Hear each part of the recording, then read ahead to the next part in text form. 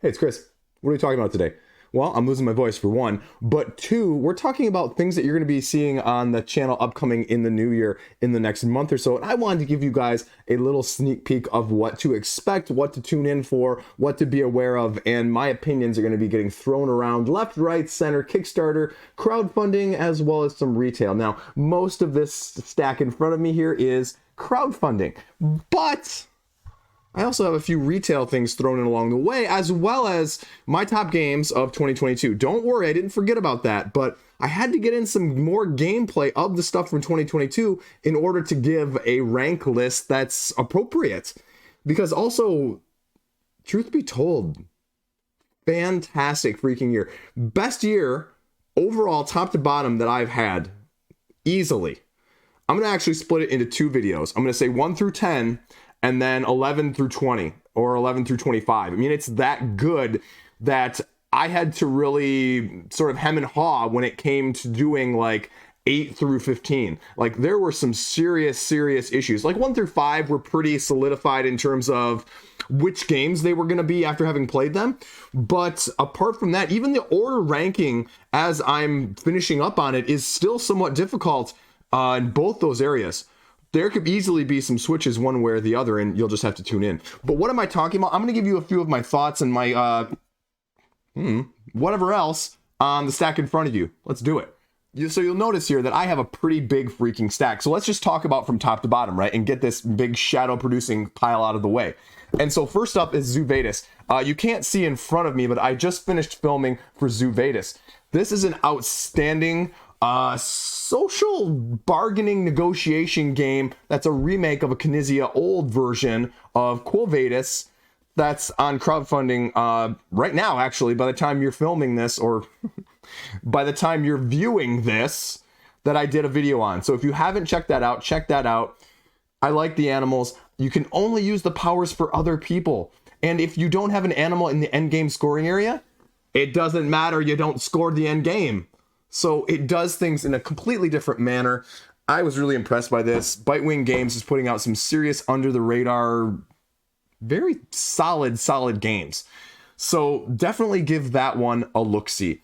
Next up, right in front of me, this is sort of the lighter weight version of, what is it? Manhattan Project, I believe. This is War Machine, based on Manhattan Project, like it says. And so this one is going to be coming to crowdfunding, I think, in the next month or so. I think February, if I'm remembering my dates correctly.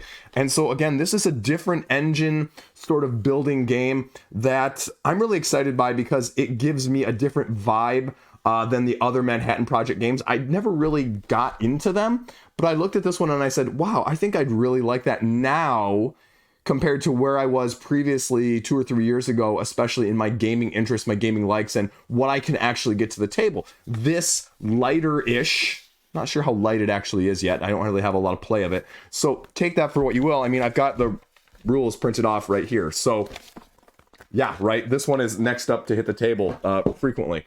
Then later this month, we have from Facade Games,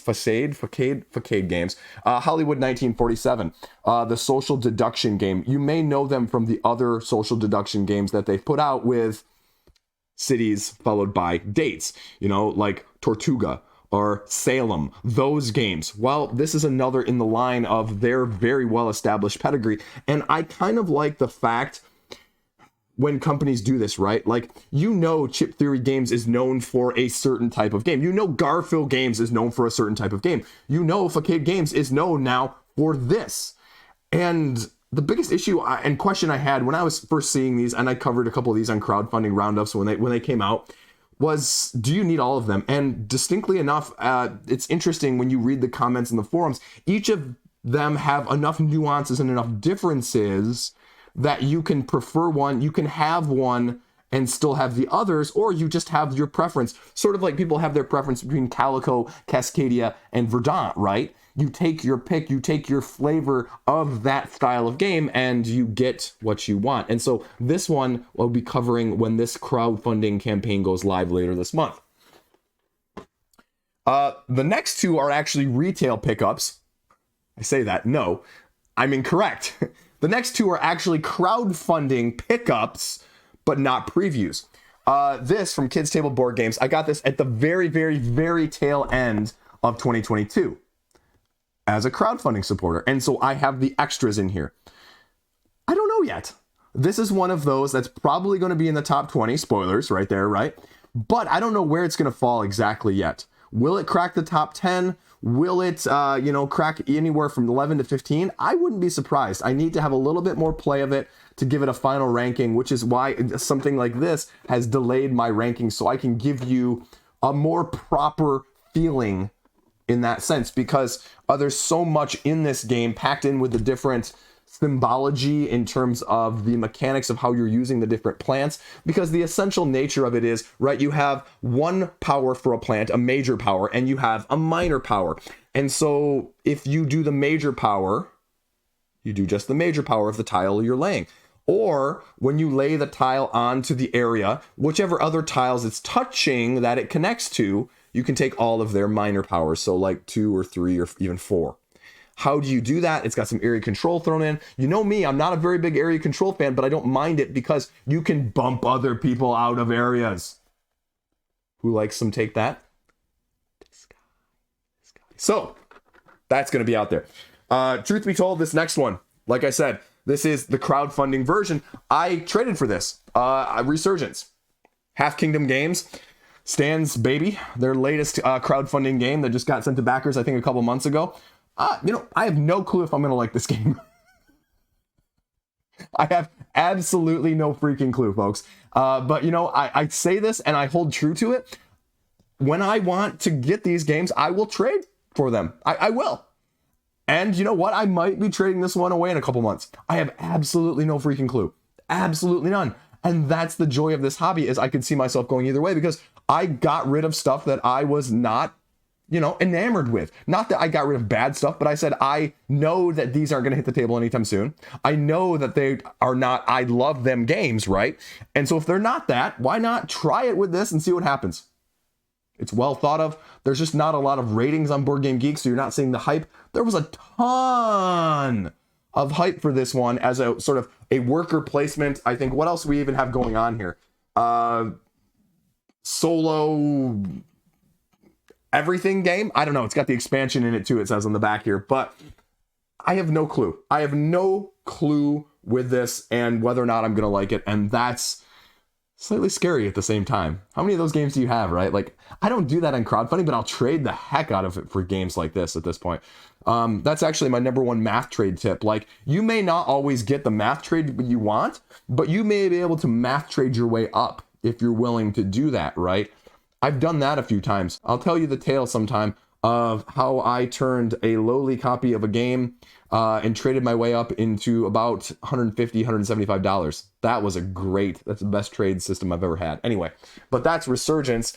I don't know when that's going to get played, but sometime in the near future, because it's not one that I want lingering one way or the other either. But you can see with the pile here that I'm going to have a few other things that are going to be coming up as well. Also, around the same time as 1947, bump-a-da-dum, Once Upon a Line. Once Upon a Line. This is Lucky Duck's latest foray. This is a scratch-off game. I can't believe I'm saying those words. Scratch-off! I probably shouldn't yell. Everyone else in my house is asleep. It's a scratch-off game, right? 1 to 4 players, and it's a session-based game where you're trying to find words that you scratch off slowly. Right? I don't know yet. So I think this one's launching about the same time as Hollywood 1947. I think they're both on the 17th, if I'm remembering correctly. So that's going to be a real busy time about a week from now.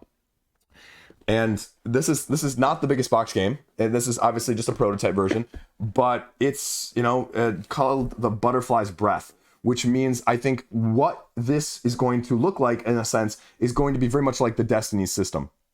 I'm not comparing apples to apples here. I'm comparing apples to butterflies. I can't help myself. I'm on a roll tonight. It's what happens when you lose your voice and you're starting to get sick and everyone else is sleeping and everything else goes along with this, and that's why you tune in anyway. But what I mean by that is I think there's going to be multiple systems of this, sort of like the Detective Chronicles series is, and Destiny's, where the expansions, I think that's what you're going to see, is you're going to see these standalones or these add-ons from that aspect.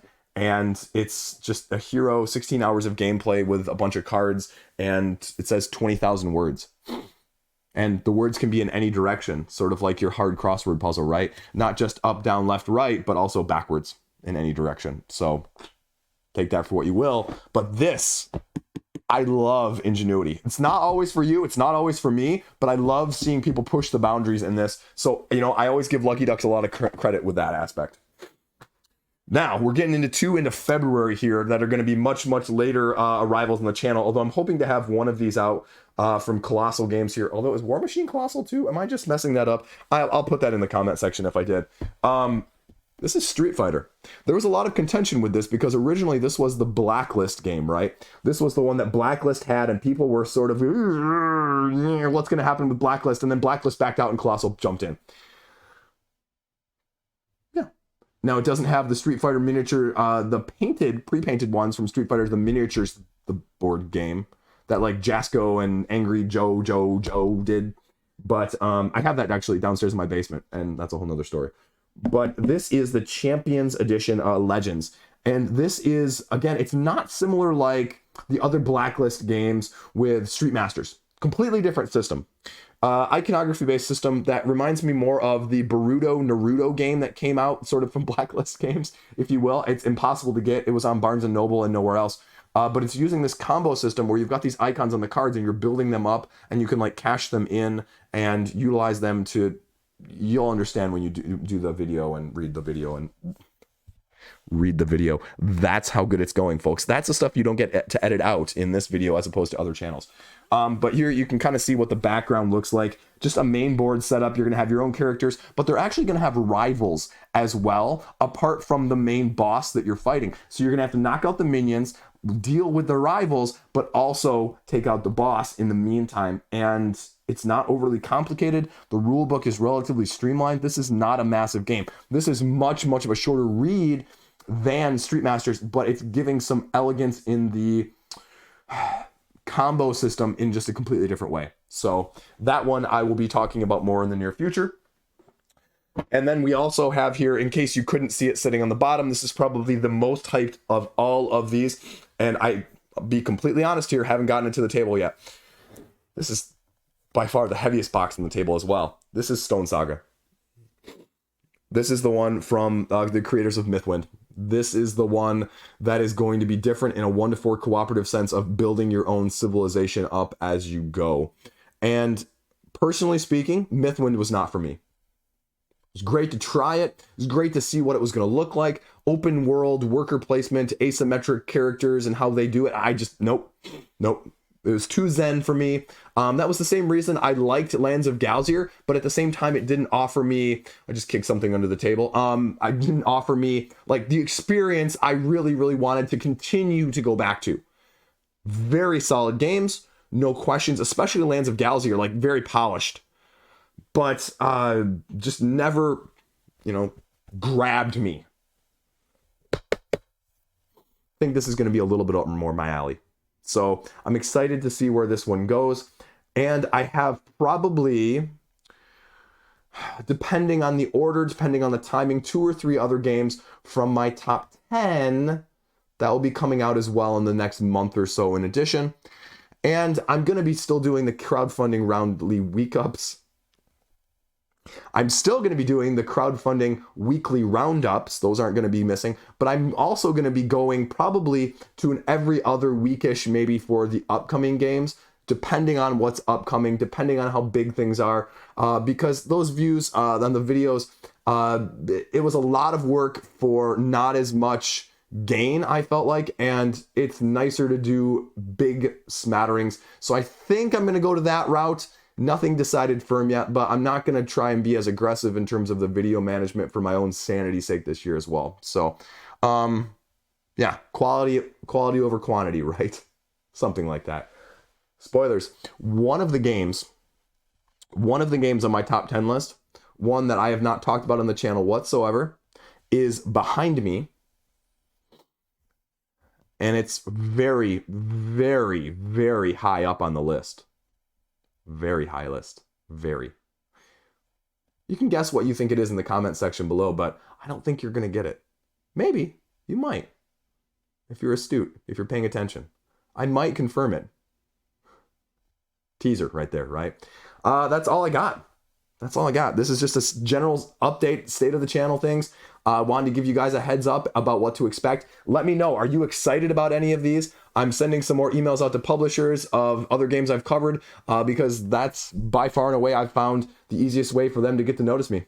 So there's been a lot of great publishers like these guys and the other ones that I mentioned that have been willing to work with me and send me this stuff that I can talk to you guys about it in the first place. And that's only because you guys are subscribed and you guys watch me ramble, rant, and mess up, even in videos like this when I don't edit those mess ups out, because I am human, I am completely imperfect, and I just have a heck of a lot of fun doing this. So that's why I do this in the first place.